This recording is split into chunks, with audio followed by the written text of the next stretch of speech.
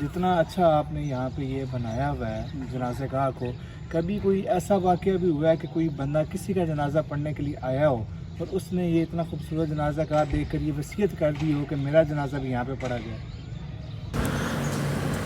کبھی کبھی زندگی ہمیں ایسے لوگوں سے ملاتی ہے جو خاموشی سے بنا شور مچائے زمین کو جنت بنا رہے ہوتے ہیں۔ یہ کہانی ہے ایک خاص انسان کی، 40 سالہ نفیس کی، جس کا تعلق ہے سیکلہ آباد گاؤں سے، جو کہ چکوال شہر کا ایک گاؤں ہے، جنہوں نے اپنی بستی کے پرانے اور سنسان جنازہ گاہ کو ایک خوبصورت باغ میں تبدیل کر دیا۔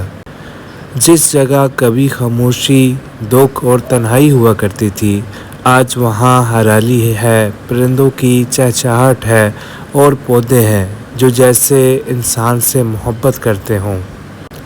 روز وہ آتا ہے، اپنے ہاتھوں سے پودوں کو پانی دیتا ہے اور پرندوں کو کھانا ڈالتا ہے، اور یوں لگتا ہے جیسے یہ پودے اور یہ چند پرند اس سے باتیں کر رہے ہوں، اس کی باتیں سمجھ رہے ہوں اور اس سے کچھ مشورے دے رہے ہوں۔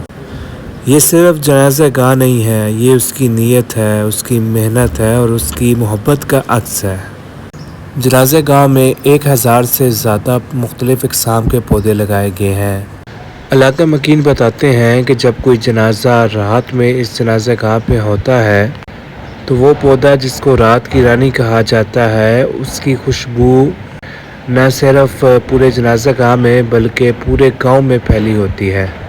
سوشل میڈیا میں نفیس صاحب کی ویڈیوز اور اس جنازہ گاہ کی ویڈیوز وائرل ہونے کے بعد اب لوگ بیرون ملک سے بھی اور دور دراز سے صرف یہ وزٹ کرنے کے لیے آ رہے ہیں اور نفیس صاحب سے ملاقات کے لیے آ رہے ہیں۔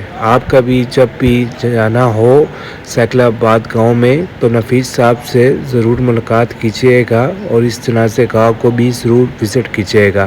اگر ہو سکے تو اپنے علاقے میں بھی اس طرح کا کام آپ خود بھی کریں۔ آئے نفیس صاحب سے بات کرتے ہیں۔ آپ نے یہاں پہ یہ بنایا ہوا ہے جنازہ گاہ کو، کبھی کوئی ایسا واقعہ بھی ہوا ہے کہ کوئی بندہ کسی کا جنازہ پڑھنے کے لیے آیا ہو اور اس نے یہ اتنا خوبصورت جنازہ گاہ دیکھ کر یہ وصیت کر دی ہو کہ میرا جنازہ بھی یہاں پہ پڑھا گیا؟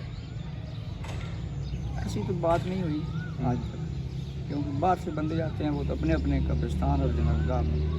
اچھا، دوسرا میرا آپ سے سوال یہ ہے، دوسرا اور آخری معصومانہ سوال ہے کہ جس طرح ہم دیکھتے ہیں کہ دنیا میں کسی کے پاس کوئی جائیداد ہو، کوئی فیکٹری ہو، کوئی دکان ہو، تو وہ دنیا سے جانے سے پہلے اس کا ایک جانشین مقرر کر جاتا ہے کہ میرے بعد اس کا جو مالک ہے وہ ہے۔